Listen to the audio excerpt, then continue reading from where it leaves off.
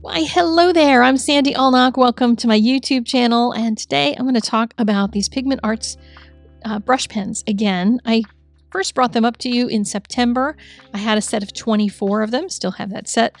And this time I have 60 of them. They sent me a huge box that sat under my Christmas tree so I'd have something to open on Christmas morning. And yay for that. This box of 60 is in there, and it has 4 trays of colors in this nice little box. And the cardboard rack here has a little catch that the marker lids sit into, so they kind of stay in place when you take them out. They don't stay entirely in place. You don't want to go throwing them around, but kind of fairly nice little setup here for these pens. The 24 box that I had just had the markers laid in the box itself. So I'm going to talk about several things. First off, right after this intro, we are going to get into what the pigment pens are and how these things work for blending. They sent me some blending liquid. I want to test that out. But this whole video is going to be about testing papers. So I'm going to start with a couple drawing papers. So if you like to draw with markers, or if you're planning on using it for cards or something, we'll talk about bleed through on those kind of papers. And you could zoom to 5 minutes and 46 seconds if you just want to get to that portion. And at 12:38, we'll switch over to talking about coloring books and look at bleed through on that and some techniques that might be helpful. And I'll talk about things that are not helpful as well, because there's some things these will be good for, some things they won't be good for. And you can make your choice about what you're interested in getting. And then at the end, we are going to talk about the giveaways, because they sent me a brand new set of 24 and a set of Flesh Tone 12 colors. So yay for that. I have those to give away. I'll tell you how you can enter to win at the end of the video.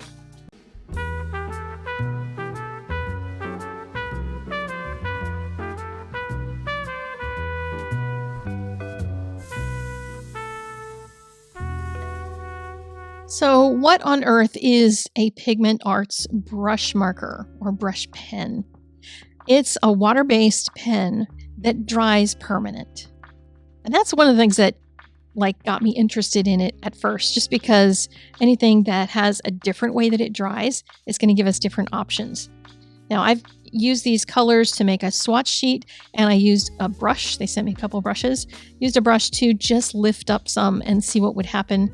You know, you have to do that right away, because once they dry, they don't move. They're permanent, except when we talk about that blending liquid, we'll see how that goes. But I'll be using a number 8 Staedtler brush for stuff here in this video.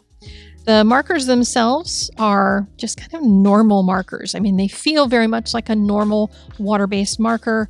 They have a very nice nib. It's not super long. It's not fat. It gets really fine detail. And I kind of like them. They're kind of nice and they're comfortable to draw with. I want to do some actual doodling with these at some point. They sent me a couple of pieces of paper, and they didn't tell me what they were. So I am going to do a little testing on them. Just for the sake of it, but I'm going to tell you what I think the papers are, and then I'll test on the actual papers. So this one feels like a Canson XL. Student grade paper. It's not very cottony, so the marker slips across the surface and stays a little bit wetter, because when you have a paper that's more cottony, it's going to sink into the paper and it doesn't move as much. So on this particular kind of watercolor paper, as with every water-based marker, it works in general better on a student grade kind of paper. Now, marker paper is what I think this other one is, and I didn't get any blending at all. So I wanted to try out this blending solution, see what it does on one that did do some blending and on one that didn't do some blending. So I put a little bit into a bowl and just put it on top of this to see what would happen. Would the color move? Because it says on the bottle that it will re-wet the pigment. So that's kind of a unique thing, because I was relying on these to stay in place, but here you can make it move if you want to. And that has just vast uses, because anytime I do things, I always think, man, I wish I could undo that, or I wish I could have blended that better. Well, here you can do some blending on both papers, a little bit better on the Canson XL. But as for the bleed through test on the back, nothing bled through on either paper. The Canson XL was kind of an obvious, but the marker paper, it's kind of nice to see a water-based marker that doesn't go through at all on these. So in my previous technique video from September, I'll link to that in the doobly-doo, I tested a couple of things in terms of using the product for its properties. This one, I drew these trees and I layered the colors, but I waited for it to dry in between, so I didn't get any color lifting. I could put that blue in between and even over top of some of the little spots of yellows and reds, and I got no drag of color. So that was kind of interesting to realize you can do that. This one was on a cheaper watercolor paper, and again, on a cheaper watercolor paper, the pigment's going to move. You have to put down lots of pigment though, which I did here. And I didn't use any water to blend on this at all. I just, used the pens themselves. So they can blend together, and we'll see a little example of some of that here. So on the Canson XL with no water and no blending solution, we're going to test that with just lots and lots of color on the page. You never know whether in some cases a certain amount of color is going to push everything to go through. And I know on some of the really thin papers, they're fine as long as you just put one coat, but as soon as you go over it and over it and over it trying to blend, that can be a problem. So here I just sketched in a houseplant. It's my neighbor's houseplant. I was just over at her house during the holidays, and I asked if I could take a picture of it because it was a really pretty little plant. And on the right-hand side was the window with all the light coming in. So I'm going to have lighter greens on the right-hand side. And I literally just put one of the midtones down on the shadow side and then dragged color. And it's not blending perfectly. This is not trying to imitate by any means an alcohol marker or something. I'm not trying to do that. So I'm just happy to get something that looks like a leaf. And every art supply that you have, it's going to have a certain use for it. And these markers, since they do go on a little bit streaky in some instances, they'll be better for either things that have a lot of texture in them, so you can hide a lot of the places that might not blend well, or things that are really small. And these aren't really super small. They're small-ish leaves, but they do have a lot of linear texture in them. They have a lot of veins, and I wanted to capture a lot of the veins because that's where the sunlight was hitting, was to give me those brights for the veins. So I literally just put marker strokes down in the directions that I wanted, and I'm not going back and forth trying to make a perfect blend. I think that's one problem when we get used to seeing alcohol marker work, whether we do it or not. We see it and we think, oh, that's so perfectly blended. And in my mind, that looks like AI when everything gets too blendy. I kind of like seeing the handmade kind of activity going on in a piece of art. And here I just loved how these markers were able to give me a nice thin line. I could get a nice flick with them, and I could get into really small areas. I could make some absolutely minutely tiny lines, at the tip of a leaf or the bend of a piece of vine or something. And you can't do that with some other markers.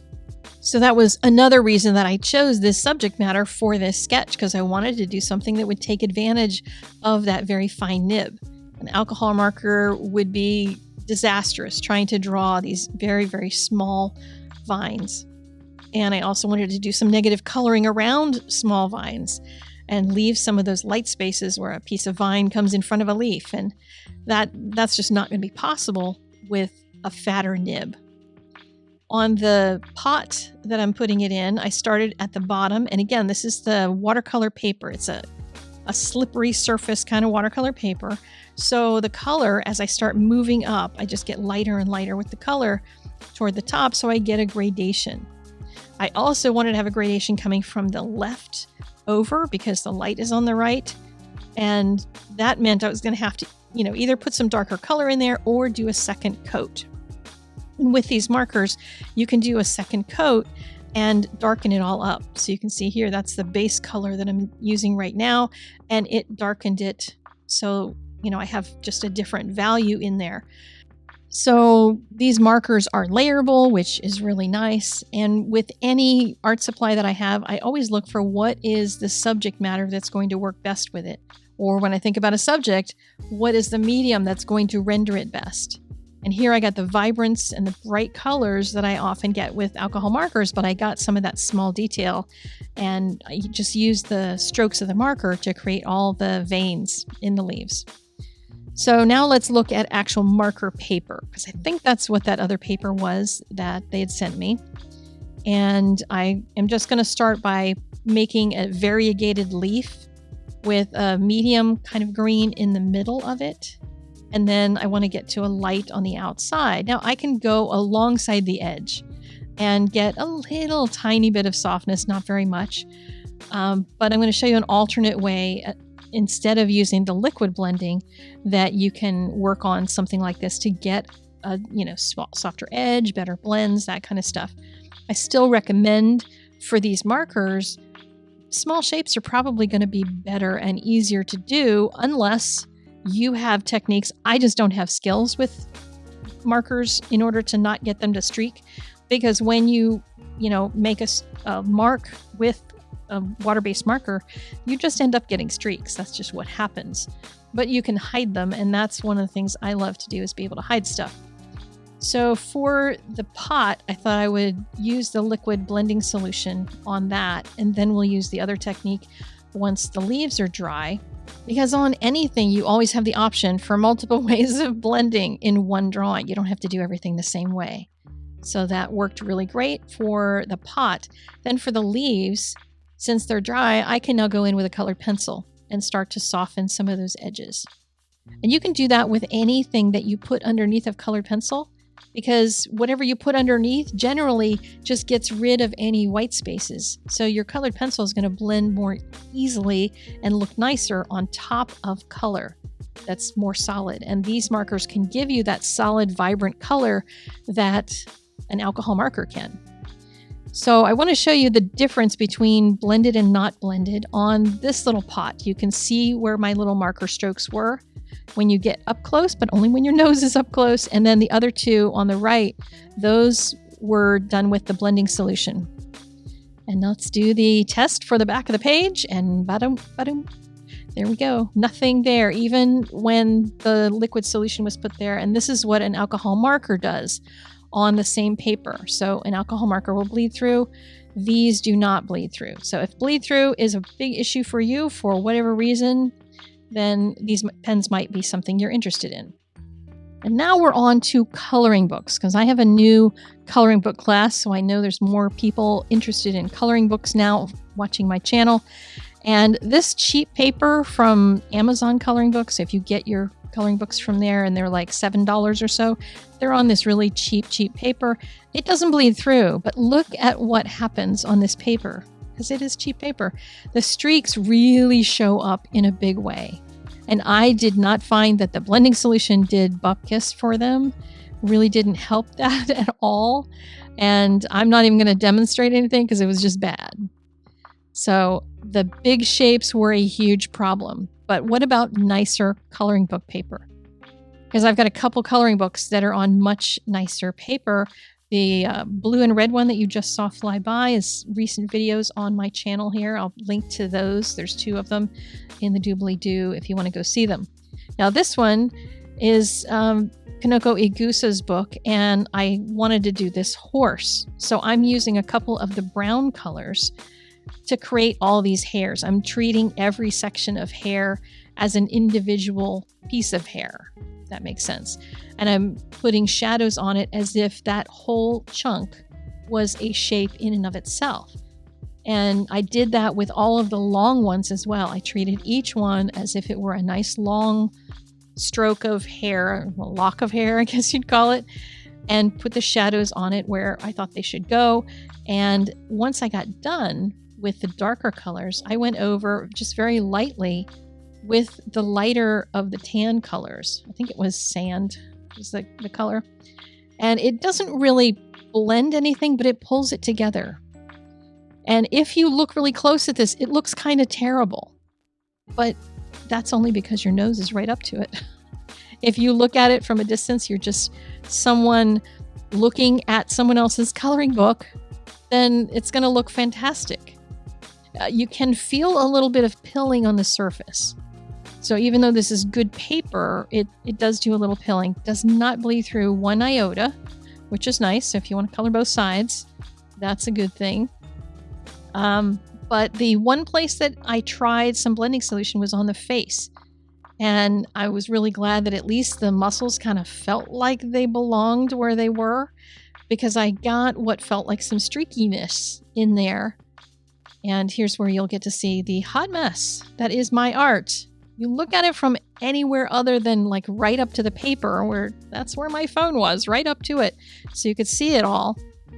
Like, just give yourself grace. And especially if you're working in coloring books, these are not going into the Louvre to be hung by the Mona Lisa. That's just not what's going to happen with them. You can take more time than I did and probably do a better job on that. But yeah, the shapes there were kind of big ones. That's where I turned to Johanna Basford, because she does tons of very tiny shapes.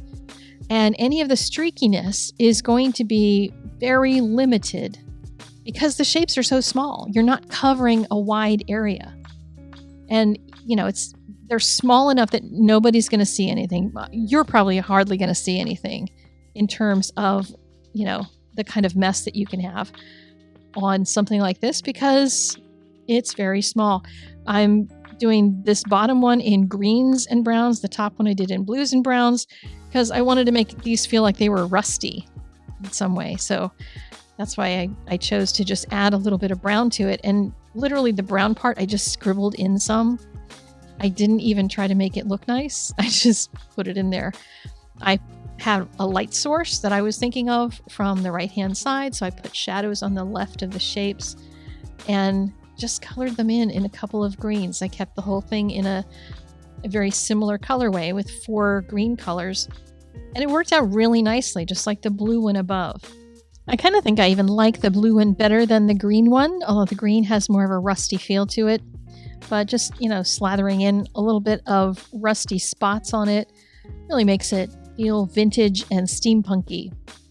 So I do want to zoom in on that little green guy over on the right-hand side, because the dark colors will show you better what the streakiness does, because the lighter colors don't tend to look streaky as much, but the darker colors do. So you want to keep away from using those for large areas if it bothers you. But literally, unless your nose is down on the piece of paper, you won't see that, because you're just going to see the whole full picture, which is great. And of course, there's no bleeding, but you can see the difference between the soft color you get with colored pencil versus punchier color with markers. And since you can't use alcohol markers, these are a great substitute. So now for the giveaway, over on my blog is all the details, because, you know, when I do giveaways here, YouTube has all kinds of rules about it. So go over to my blog and read the instructions there on how to enter. And you got to do all the things, because, you know, there's all the things that we just have to do that. So I'll be back on Tuesday with another video, and it's going to be flowers this time with these markers again. So you'll get to see another use for them. And if you want to wait to decide whether or not you need them because of this flower technique, then you're welcome to hang on. And I will see you on Tuesday with more art. Take care, and I will see you later. Bye-bye.